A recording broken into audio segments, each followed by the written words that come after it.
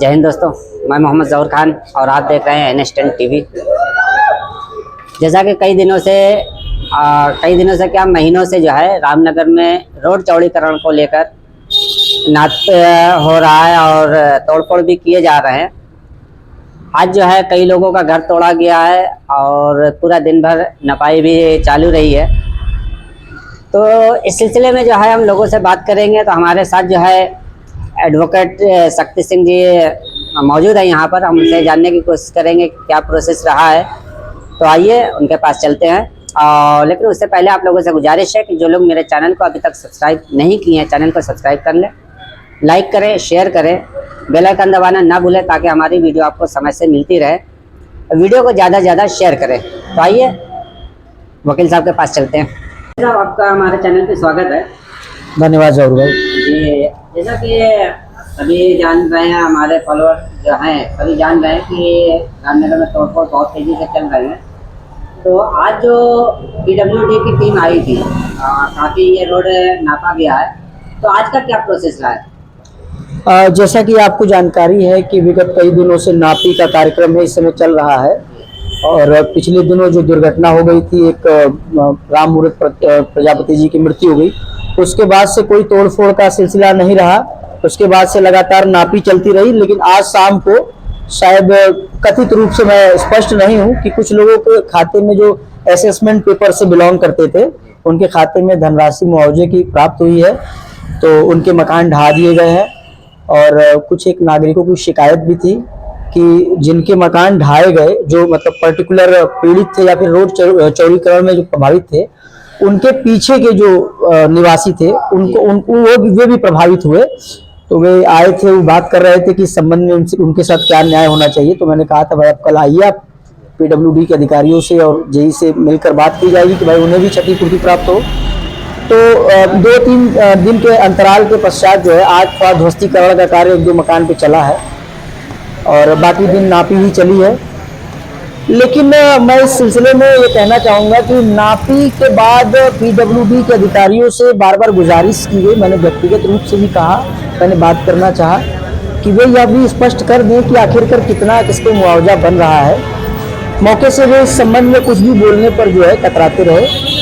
और मुझे ये कहने में कोई संकोच नहीं है कि मुझे स्थिति इस संबंध में जो नापी हमारी चल रही है, इसका क्या आउटपुट है। चूंकि अब लोगों को विश्वास है कि खाते में धनराशि आएगी, और मेरा भी ऐसा यकीन है कि धनराशि आएगी, चूंकि पीड़ित मैं भी हूँ।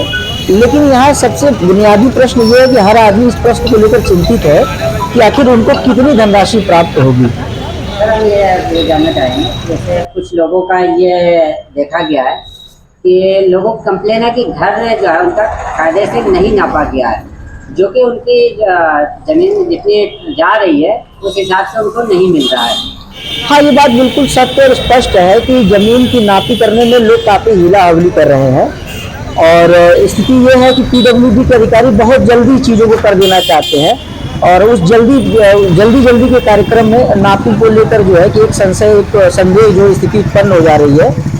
और इस कारण से भी काफ़ी असमंजस की स्थिति में है लोग कि आखिर उनकी नापी ठीक हुई है कि नहीं हुई है। और इस संबंध में हमारा एक संगठन जो BDA Varanasi widening road widening को लेकर हमेशा सक्रिय रहा है, उस संगठन के सदस्यों ने भी कुछ लोगों से अपील की है और JE साहब से भी कहा है जो लोग असंतुष्ट हैं अपनी नापी के उपरांत, उनकी पुनः पैमाइश भी कराई जाएगी। तो सर, यहाँ पे कुछ लोगों को हमने जो है कैंप लगा था, वहाँ पेपर नहीं जमा किए, लेकिन मालूम यह हुआ कि लोग इस समय पेपर ले भी नहीं रहे हैं। क्या ऐसा सही है?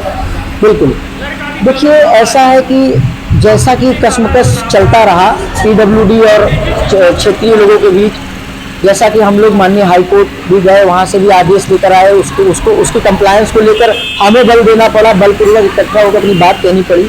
PWD के अधिकारी कुछ भी जानने सुनने को तैयार ही नहीं थे। ऐसी सिचुएशन में उन्होंने जो है कि अपने तरीके से जो भी उनका प्रोटोकॉल रहा हो, क्योंकि मैं व्यक्तिगत रूप से एक्सीएन साहब से मिला था तो करीब 1.5-2 महीना पहले इसी संबंध में कि चूँकि DM साहब के पास मीटिंग हुई थी, सबको जानकारी है। तो DM साहब ने जो है कि जो डायरेक्शन दिया, उसके बाद उस डायरेक्शन का भी प्रॉपर कंप्लायंस नहीं हुआ। तो फिर मैं एक दिन व्यक्तिगत रूप से एक्सीएन साहब से मिलने गया था। तो एक्सीएन साहब ने बताया कि आपके यहाँ कम से कम महीना 100 महीना, उनके जुबानी है, क्योंकि भाई उनसे मेरी व्यक्तिगत बात हो रही थी तो ऑन रिकॉर्ड कुछ नहीं है। तो उन्होंने कहा महीना 2 महीना आपके यहाँ कैंप लगेगा, और उन्होंने यहाँ तक कि अपने जेई थे उनको निर्देशित कर दिया कि भाई आप वकील साहब का कांटेक्ट ले लीजिए, इनके क्षेत्र में आप कैंप लगाकर जो है कि लोगों के दस्तावेज इकट्ठा करिए और लोगों के प्रश्नों के समाधान करिए। ऐसा कुछ हुआ नहीं। अंततः जो है कि दिसंबर लास्ट के तारीख में जो है 28-29 3 दिन कैंप लगे, और कैंप लगने की स्थिति में चूंकि मैं वहां गया भी नहीं था, मैं कुछ आवश्यक कार्य से जनपद के बाहर रहा, तो ऐसा हमको जानकारी मिली कि किसी एफिडेविट पे लोग किसी प्रोफार्मा पे हस्ताक्षर करा रहे थे। इस विरोध के कारण पूरे दस्तावेज जमा नहीं हुए।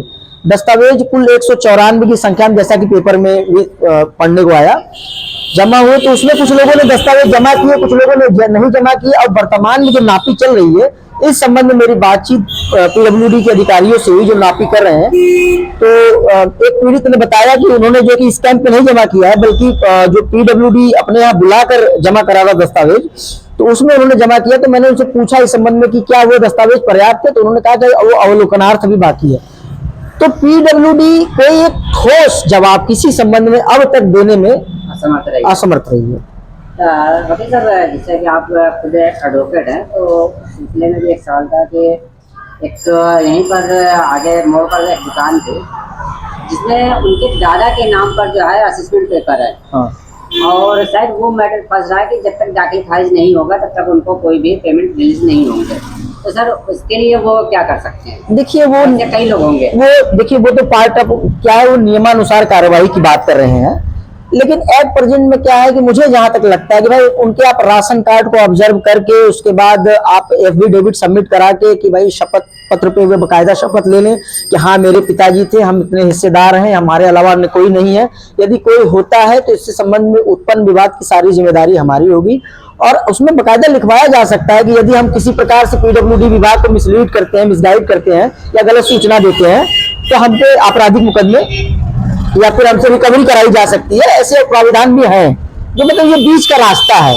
अब नियमानुसार चलने में तो उनको 2 महीने 3 महीने लग जाएंगे। पीडब्ल्यूडी क्या इस नियम को मानना चाहिए, जहां तक मेरा मानना है, क्योंकि देखिए अभी न उनके पास समय है और न पीड़ितों के पास समय है। दोनों समय अभाव से जूझ रहे हैं। काफी लंबी लड़ाई लड़ चुके हैं हम लोग। अब ये है कि किसी तरीके, चूंकि हम लोग रोड वाइडनिंग में किसी प्रकार से बाधा उत्पन्न नहीं कर रहे हैं, हम कह रहे हैं मानवीय संवेदनाओं के आधार पर, आपका आधार चाहे जो भी, माननीय उच्च न्यायालय ने हमें कहीं भी इंक्रोचर नहीं माना है। हमें इंक्रोचर केवल पीडब्ल्यूडी के अधिकारी मानते हैं, और उनका क्या आधार है, आज तक वे आधार प्रस्तुत करने में असमर्थ रहे हैं। उनके एक्सीएन साहब ने हमको एक बार बताया था कि उनके पास कोई गजट नोटिफिकेशन है, हम उसका अलग अलग हवाला देते रहे। बात विचार लंबा हो जाएगा, लेकिन मैं शॉर्ट में समझा देता हूँ। मैं आज तक वो गजट नोटिफिकेशन मांगता रहा। उनके ये आपके जेई साहब है, जेई साहब ने जो है कि बताया कि सुप्रीम कोर्ट का इस मामले में ये निर्देश है, वो मैं ऑर्डर की प्रति मांगता रह गया, नहीं दिया। तो ये लोग मिसगाइड कर रहे हैं, ये लोग चीजें स्पष्ट नहीं। माननीय हाई कोर्ट ने साफ साफ शब्दों में जो ऑर्डर हम चांद कपूर बनाम जो केस है हमारे उत्तर प्रदेश सरकार के, उसमें साफ साफ डायरेक्शन है, साफ साफ शब्दों में कहा गया है, you can not demolish to them without consent. आप उनको बिना सहमति से नहीं गिरा सकते हैं, और प्रोसीजर ऑफ लॉ फॉलो करने की बात कही गई है।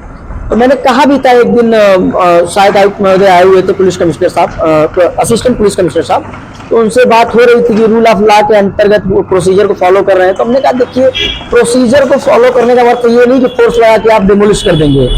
आप प्रॉपर जो ऑर्डर है, प्रॉपर ऑर्डर का कंप्लायंस करेंगे। पूरा ऑर्डर क्या कहता है, तो पूरा ऑर्डर हमें टेनेंट होल्डर कहता है, एनक्रोचर कहीं नहीं कहे गए हम। लेकिन यही जद्दोजहद, यही लड़ाई चलती रही। आज भी जब पैमाइश शुरू हुई तो आज भी वही पीडब्ल्यूडी का पुराना रवैया उन्होंने 1-2 पैमाइश में दिखाई। वे बताने लगे वही कि आप 6 मीटर तक एनक्रोचर हैं, तो उसके बाद 3 मीटर पे हम आपको उसके बाद की भूमि पे आपको कंपनसेशन दे रहे हैं। तो पब्लिक काफ़ी इकट्ठा हो गई, और हमारा संगठन तुरंत इकट्ठा होकर उस पर एसीएम साहब से, एसडीएम साहब से, वरिष्ठ अधिकारियों से बातचीत हुई। फिर पुनः अधिकारी वहाँ मौके पर आए, और बातचीत होने के बाद पुनः जैसा कि डायरेक्शन है माननीय हाई कोर्ट का कि कंसेंट के बिहाफ पर ही डिमोलिश किया जाए। और कंसेंट का बिहाफ यही है कि जब तक आप हमको संतुष्ट न करें, और हम ये नहीं कहते कि हमें आप इतना पैसा दे दीजिए जो इतिहास में किसी को नहीं दिया, जो युक्त मुआवजा हो वही सबको प्राप्त हो। क्योंकि यहाँ कोई वन मैन आर्मी या बहुत अमीर आदमी नहीं है। यहाँ सब डेली कुआं खोदो और पानी पीने वाले लोग हैं। बहुत बहुत धन्यवाद सर जी। आपकी बातों से जो है लोगों को जो है काफ़ी जानकारी मिलेगी, और जो है परेशान ज़्यादा हो रहा है, खास करके जो है PWD भी अपनी जिम्मेदारी शायद आगे सही से निभाए, यही कामना करते हैं। और एक मिनट में एक बात और आपको इंटरप्ट करता हूँ, माफ कीजिएगा, क्योंकि अभी सूचना हमको अभी ताज़ा लगी कि विधायक जी आए थे। तो विधायक जी के बारे में टिप्पणी करने से मैं नहीं बचूंगा, मैं बिल्कुल करूंगा। मुझे लगता है कि वे जन नेता हैं और अपनी इस पृष्ठभूमि को उनको बरकरार रखना चाहिए। जब जनता के लात जूते खाने के दिन आए थे, जब जनता सड़कों पर थी, रो रही थी, विधायक जी नहीं आए। विधायक जी जब तक कोई मर नहीं गया तब तक नहीं आए, और आज सारा श्रेय न जाने किस मुंह से लोग विधायक जी को दे रहे हैं। मुझे खुशी होती है यदि विधायक जी हमारे संघर्षों में हमारे साथ कंधे से कंधा मिलाकर खड़े रहते हैं। मैं विधायक जी का कोई विरोध तो नहीं करता, हम लोग बहुत खुशनसीब है कि हमें एक अच्छा एक तो पारिवारिक सदस्य की तरह विधायक व्यक्ति के रूप में विधायक जी प्राप्त हुए, लेकिन विधायक जी का रवैया इस आंदोलन में बहुत अच्छा नहीं रहा हम लोगों के साथ। मेरी यही अंतिम बात। और विधायक जी भी सही बात है कि उनके जो है जो नागरिक है, उनके ये जो है उनका एक क्षेत्र लगता है, उनको जनता के साथ में खड़े रहना चाहिए।